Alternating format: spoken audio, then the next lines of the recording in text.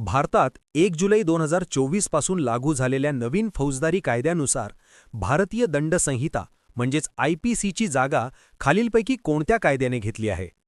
उत्तर आहे भारतीय न्याय संहिता म्हणजेच BNS. ब्रिटिशकालीन भारतीय दंड संहिता रद्द करून त्याऐवजी भारतीय न्याय संहिता म्हणजेच BNS लागू करण्यात आली आहे. आंतरराष्ट्रीय क्रिकेटमध्ये 10,000 धावा पूर्ण करणारी पहिली भारतीय महिला खेळाडू मिताली राज हिला कोणत्या टोपण नावाने ओळखले जाते?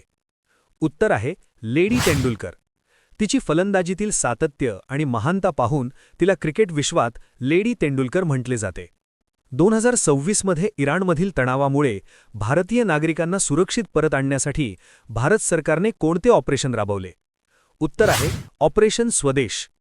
2026 मधील इराणमधील ताज्या तणावाच्या परिस्थितीत भारतीयांना मायदेशी आणण्यासाठी हे नाव देण्यात आले. स्टॅच्यू मॅन म्हणून ओळखल्या जाणाऱ्या राम सुतार यांना कोणत्या वर्षाचा महाराष्ट्र भूषण पुरस्कार देऊन गौरवण्यात आले? उत्तर आहे 2024. राम सुतार यांना 2024 या वर्षासाठीचा महाराष्ट्र भूषण पुरस्कार प्रदान करण्यात आला आहे. ग्रुप कॅप्टन शुभांशु शुक्ला यांना 2026 मध्ये कोणत्या पुरस्काराने सन्मानित करण्यात आले, जे आंतरराष्ट्रीय अवकाश स्थानकावर जाणारे पहिले भारतीय अंतराळवीर ठरले आहेत? उत्तर आहे अशोक चक्र. शांततेच्या काळातील सर्वोच्च शौर्य पुरस्कार म्हणून त्यांना 2026 मध्ये अशोक चक्राने सन्मानित करण्यात आले. जिष्णुदेव वर्मा हे महाराष्ट्र राज्याचे कितवे राज्यपाल म्हणून नियुक्त झाले आहेत? उत्तर आहे 22वे. CP राधाकृष्णन यांच्यानंतर जिष्णुदेव वर्मा यांनी 22वे पूर्णवेळ राज्यपाल म्हणून पदभार स्वीकारला. अर्थशास्त्रानुसार SLR म्हणजे स्टॅच्युटरी लिक्विडिटी रेशियो म्हणजे काय? बँकेने स्वतःकडे तरल स्वरूपात राखून ठेवायचा निधी.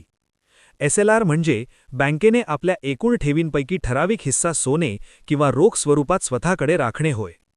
3 ऑक्टोबर 2024 रोजी केंद्र सरकारने मराठी भाषेला कोणता महत्त्वाचा दर्जा प्रदान केला? उत्तर आहे अभिजात भाषा म्हणजेच क्लासिकल लँग्वेज. मराठी भाषेचा प्रदीर्घ इतिहास आणि साहित्य वारसा लक्षात घेऊन केंद्र सरकारने तिला अभिजात भाषेचा दर्जा दिला. भारतातील महारत्न कंपन्यांच्या यादीत सर्वात अलीकडे म्हणजेच 14वी कंपनी म्हणून कोणत्या कंपनीचा समावेश झाला आहे? उत्तर आहे हिंदुस्थान एरोनॉटिक्स लिमिटेड म्हणजेच HAL. संरक्षण क्षेत्रातील कामगिरीमुळे HAL या कंपनीला अलीकडेच 14वी महारत्न कंपनी होण्याचा मान मिळाला. 2025 मध्ये आयोजित करण्यात आलेल्या ब्रिक्स परिषदेत सर्वात नवीन कोणता देश सहभागी झाला आहे? उत्तर आहे इंडोनेशिया. 2025 मध्ये ब्रिक्स समूहात सहभागी होणारा इंडोनेशिया हा सर्वात नवीन देश ठरला आहे. मुंबई आणि नागपूर या दोन शहरांना जोडणाऱ्या 701 किलोमीटर लांबीच्या समृद्धी महामार्गाला कोणाचे नाव देण्यात आले आहे? उत्तर आहे हिंदुहृदय सम्राट बाळासाहेब ठाकरे. या महामार्गाचे अधिकृत नाव हिंदुहृदय सम्राट बाळासाहेब ठाकरे महाराष्ट्र समृद्धी महामार्ग असे आहे. महाराष्ट्र पोलीस दलाला कोणत्या तारखेला पंडित जवाहरलाल नेहरूंच्या हस्ते अधिकृत ध्वज म्हणजेच निळा झेंडा प्रदान करण्यात आला होता?